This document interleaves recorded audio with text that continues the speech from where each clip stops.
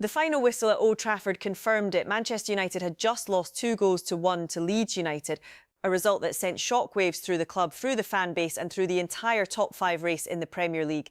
But the scoreline was not even the biggest story coming out of that night. What happened on the pitch, what was decided in the video assistant referee booth and what follows in the coming days, that is what we are really here to talk about today. Because the situation for Manchester United right now is not just about one bad result. It is about a club trying to hold everything together, a manager trying to prove himself, players under massive scrutiny, and a summer that could reshape this squad completely. And I want to take you through every single piece of this story, step by step, because there is a lot to unpack. Before I go deeper, I want you to understand what is actually at risk here. Manchester United are sitting on 55 points, level with Aston Villa in 4th place on goal difference. Liverpool are in 5th, Chelsea are in 6th. That is how tight this race is. A win for Chelsea on Saturday night could see 3rd place all the way down to 6th, separated by just 4 points with 5 games remaining. That is the reality. One bad week could cost this club Champions League football for the 2nd consecutive season. And if you want this level of analysis, breaking down every development, every decision, every consequence, then hit that subscribe button right now, because the full picture is always right here on Emma United Analyst. Now let us get into everything. The Martinez red card appeal goals side reported the breaking news that Manchester United have officially decided to appeal the controversial red card issued to Lisandro Martinez during their 2-1 defeat to Leeds United. Now, let me give you my take on this. This is the correct decision by the club, not just emotionally, but strategically. When you look at what is coming for Manchester United, Chelsea away, then Brentford at home, then Liverpool at home, losing Martinez for all 3 of those games would be an absolute disaster. The club had to act immediately, and they have. The fact that they moved fast on this appeal tells you everything about how serious the management team understands the situation to be.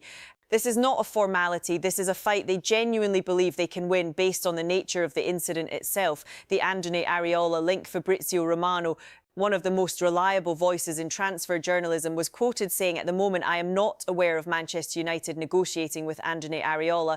Then, if you ask me, would he like to be the next United manager this summer or in the future? I am told that he would be open to that. My analysis here is this. There are 2 separate things being said in that quote, and it is important to separate them clearly for you. Number 1, there are no negotiations happening right now between Manchester United and Iraola. That is confirmed. Number 2, Iraola himself would be open to the idea if it ever came up. That second point is significant because it tells you the manager has ambitions beyond Bournemouth.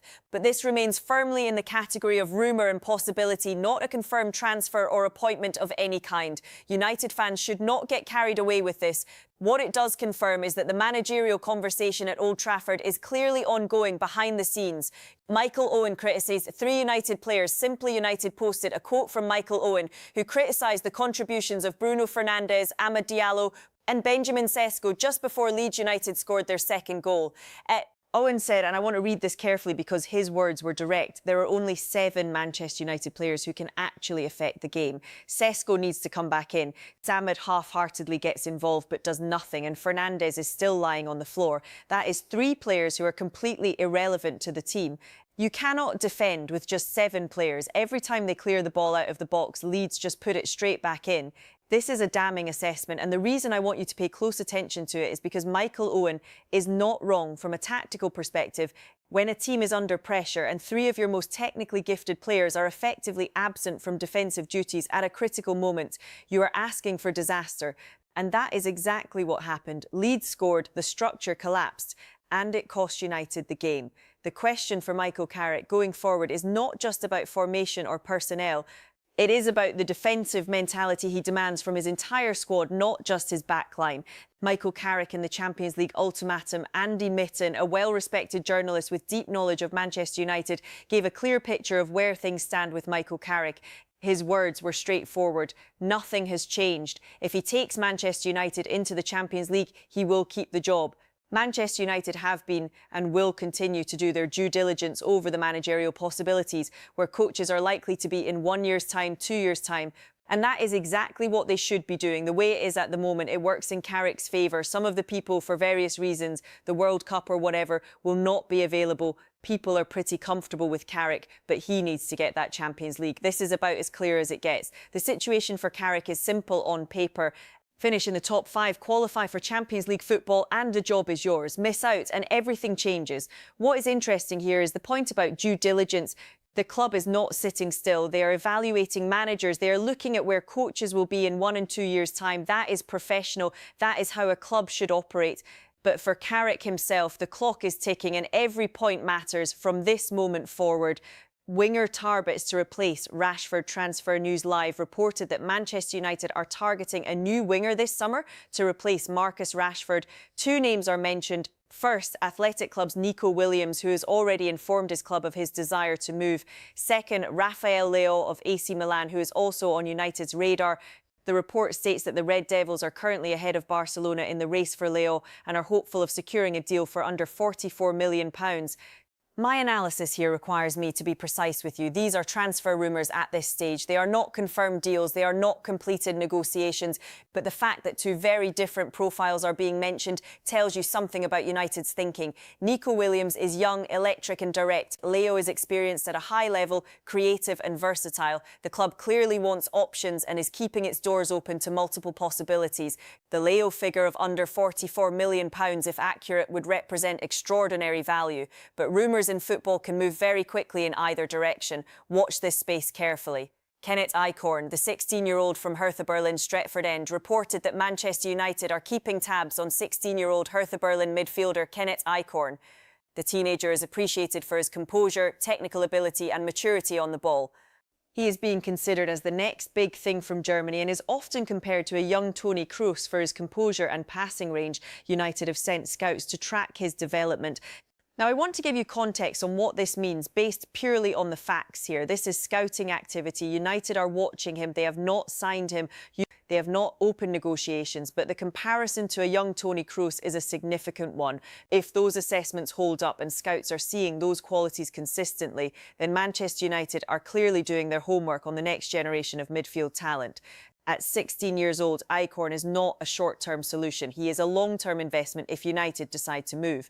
For now, this is United monitoring carefully.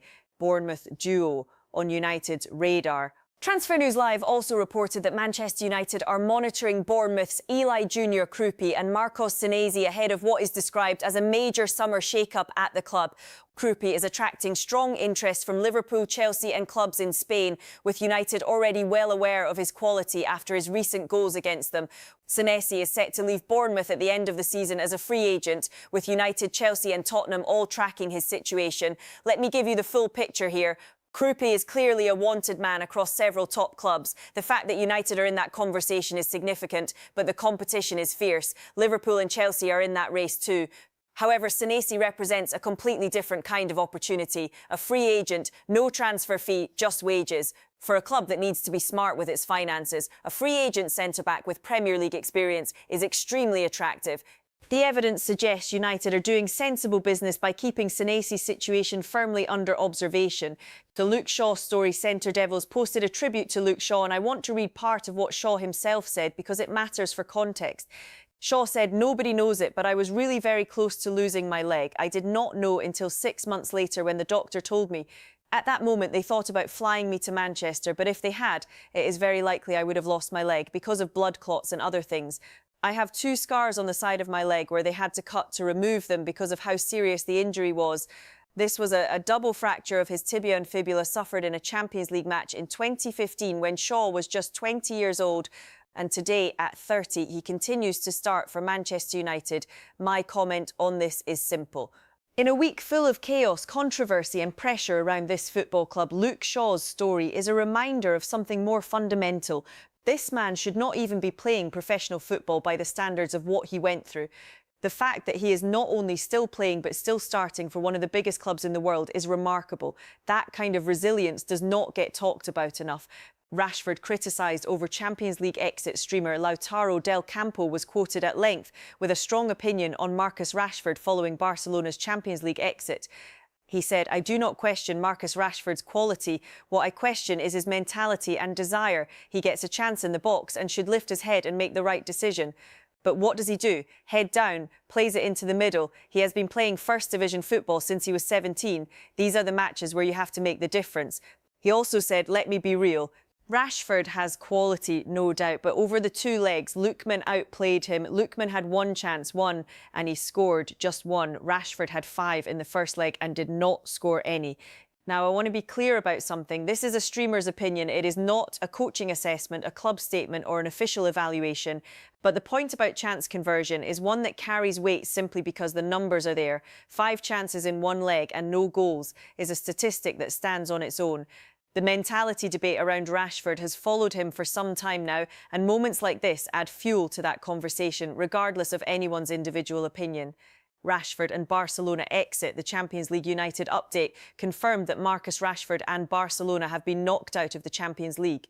The Post also noted that despite the exit, Rashford delivered an outstanding campaign, registering 8 goal contributions in just 5 starts in the competition, a truly impressive run.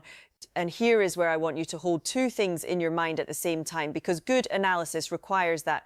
On one hand, 8 goal contributions in 5 starts is genuinely extraordinary output. That is elite level production. On the other hand, the team still went out. Individual brilliance did not carry them through. These 2 things can both be true simultaneously. Rashford performed at a high level in this competition. Barcelona as a team did not perform well enough to advance. That is the reality of the situation. The centre-back crisis heading into Chelsea. Now, let me give you the full picture on what faces Manchester United this Saturday, because the consequences of the Leeds defeat go far deeper than just 3 points dropped. The situation is this. Lisandro Martinez received a straight red card for violent conduct. That means if the appeal fails, he faces a 3-match ban. Those 3 matches are Chelsea away, Brentford at home and Liverpool at home, 3 of the most difficult fixtures remaining in the season. 3 games that will likely decide whether Manchester United play in the Champions League next year. At the same time, Harry Maguire is already serving a ban. He was charged with improper conduct for allegedly using abusive or insulting language toward the 4th official after being sent off at Bournemouth. The Football Association are still reviewing that situation and could extend his ban further depending on the nature of his offence. The reality for the club is that if both bans are confirmed and extended, Michael Carrick may have to field Lenny Yoro alongside a young player named Aiden Heaven at centre-back. Heaven has started 8 times in the league this season, 8 times against Chelsea at Stamford Bridge with a Champions League place on the line. That is an enormous ask for any young player. Carrick was furious after the Martinez decision, and his response to the press was worth noting. He said, "It is not a pull, it is not a tug, it is not aggressive. He touches it and gets sent off." Worst of all is he was sent to overturn it as a clear and obvious error. It is shocking. He then added, "That is 2 games in a row we have had those decisions go against us, but that one was one of the worst I have seen. The evidence suggests United have genuine grounds for appeal." The incident was missed by the on-field referee and was reviewed by the video assistant referee. The assessment that it constituted violent conduct has been strongly challenged by the manager himself. If United can get the ban reduced or overturned, it changes everything heading into Chelsea. If they cannot, they face their biggest game in weeks with a depleted backline and enormous pressure on inexperienced shoulders. In the Ugarte problem and what Carrick must change, there is a deeper tactical issue that the Leeds defeat exposed, and it is one that Carrick must address before the Chelsea game. Kobbie Mainoo was absent from the matchday squad. His absence was identified as a major problem the moment the team news came out. The reason for this is clear. Mainoo has been undroppable alongside Casemiro in this post-Amorim era. The 2 players have built an outstanding understanding together and have been at the centre of this team's revival. When Mainoo is on the pitch, United have balance, energy and creativity in midfield. Without him, that balance disappears. The decision was made to start Manuel Ugarte in his place. And this is where the analysis becomes critical. Ugarte is a defensive midfielder. His role under previous management was to protect the back 4, to break up play, to recycle possession simply and effectively. He is not a ball-carrying, pressing midfielder in the same way Mainoo is. He is not built to be a creative force or to handle a high-press game. Against Leeds, who pressed with intensity throughout, Ugarte struggled from the very start. He hesitated on the ball inside 10 minutes, drawing jeers from the home support. His passing was off throughout the game. He could not cope with the Leeds press, and that created problems all the way up and down the pitch. Remarkably, he played the full 90 minutes. Carrick defended him afterwards, but the performance was not acceptable by the standards this team has set for itself in recent weeks. The situation suggests that Carrick needs to look again at how he sets up his midfield when Mainoo is unavailable. Playing Ugarte as a ball-playing midfielder in a high-pressure game is a mismatch. The evidence from the Leeds game makes that clear. Whether Maino will be available for Chelsea remains to be seen, but if he is not, Carrick needs a different answer than what he chose on Monday night. The full picture on the Martinez red card. Appeal. Let me bring all of this together now, because the Martinez red card situation is the thread that runs through everything happening at Manchester United right now. Here are the confirmed facts. Martinez was sent off in the 56th minute with United already 2-0 down. The incident involved Martinez tugging Leeds striker Dominic Calvert-Lewin's hair. The on-field referee Paul Tierney did not see the incident. Video assistant referee John Brooks advised Tierney to review the incident at the pitchside monitor. After reviewing it, Tierney issued a straight red card for violent conduct. That classification, violent conduct, is the key legal point in this appeal. A straight red card for violent conduct carries a 3-match ban. Martinez would miss Chelsea away, Brentford at home and Liverpool at home. Carrick's argument is clear and it carries weight. He acknowledged that Martinez touched the hair. He did not deny that physical contact was made, but his argument is about the nature and intent of that contact. His words were precise.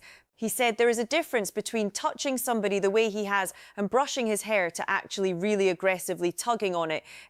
He described the decision as shocking and said it was one of the worst decisions he had seen. The reality for the club is that the appeal now goes through the proper Football Association channels. If United can demonstrate that the contact did not meet the threshold for violent conduct, the ban could be reduced or removed entirely. If the appeal fails, Manchester United face their most critical stretch of the season without their first-choice centre-back. And this is not just a football problem, it is a psychological problem for the squad. Losing Martinez, a leader at the back, someone who plays with intensity and commitment in every challenge against Chelsea, Brentford and Liverpool, would place enormous pressure on every other player in that defensive line. The situation for Manchester United as a whole right now is serious, not catastrophic, not beyond repair, but serious. They sit on 55 points, level with Aston Villa. A win against Chelsea on Saturday could re-establish breathing room. A defeat could pull the top 5 into a genuine crisis with 5 games left. Everything points to Saturday as the defining moment of this season. And for Emma United analysts, we will be watching every development, every team news update, every tactical decision and breaking it all down for you right here. That is the full picture for Manchester United today.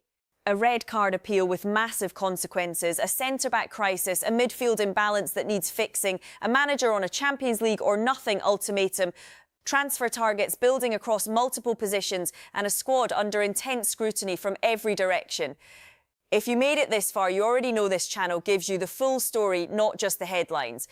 Hit the subscribe button, turn on your notifications and stay with Emma United analysts because this story is far from over.